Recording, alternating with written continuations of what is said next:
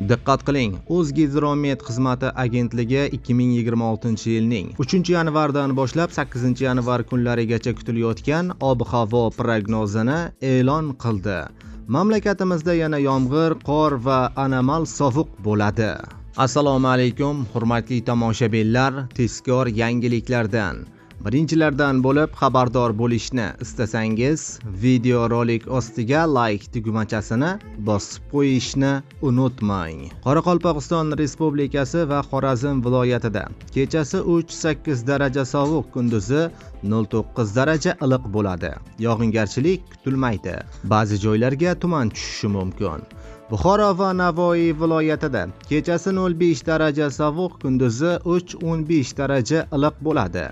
3-yanvar kuni ayrim joylarda yomg'ir yog'ib, qorga aylanishi mumkin.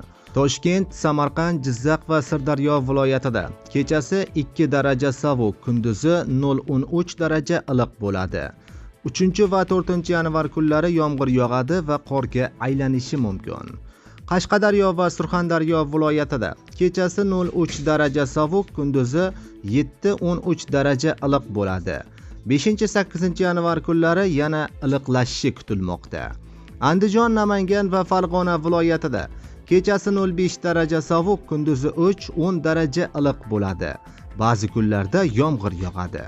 Respublikaning tog' oldi va tog'li hududlarida kechasi va ertalab 2-7 daraja sovuq, kunduzi 2 daraja iliq bo'ladi. Vaqti bilan yomg'ir va qor yog'ishi kutilmoqda, deyiladi xabarda.